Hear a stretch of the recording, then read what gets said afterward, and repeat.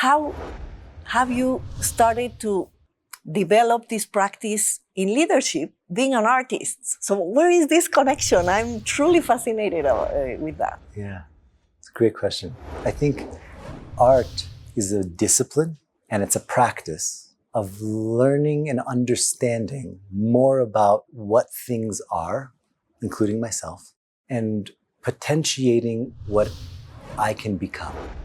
Okay. And that practice is very much a leadership practice. It's understanding what things are, what I am, and who I can become.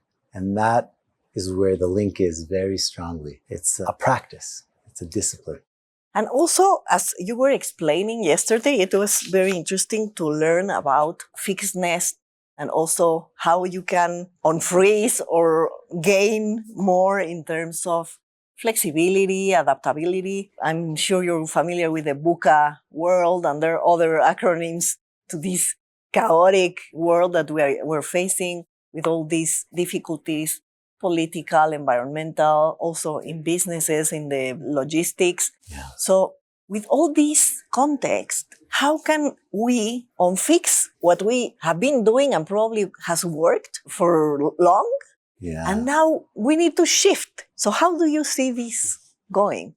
Yeah. How do we fix that? I think in the simplest way is all we really have is choice.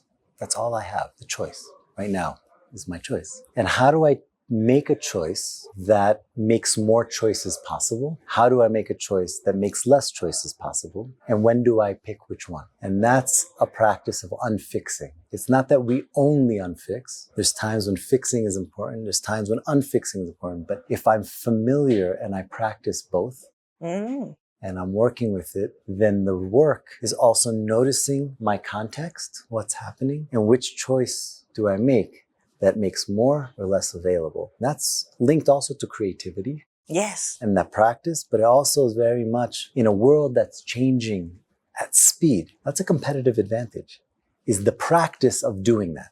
Sometimes probably gaining clarity and being more fixed, and then at times being more flexible and be comfortable with ambiguity. And on the fly, being able to make this shift and not stay in the same modus operandi that has probably worked before.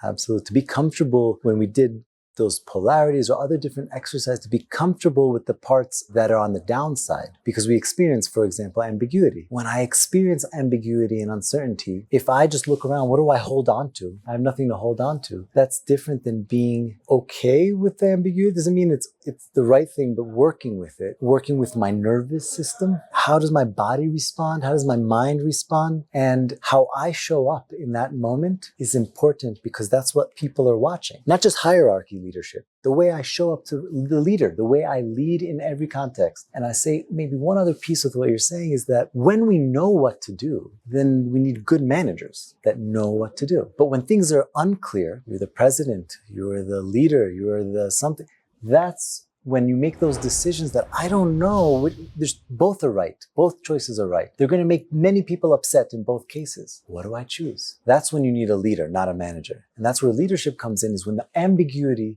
and the discomfort happens, when my body, I don't know. Now we need a leader. And that's the differentiator. Thank you for being here, for sharing your knowledge, your art. Yeah. It was really amazing. Thank you very much, Aitan. Thanks. Y Pade. The world calls.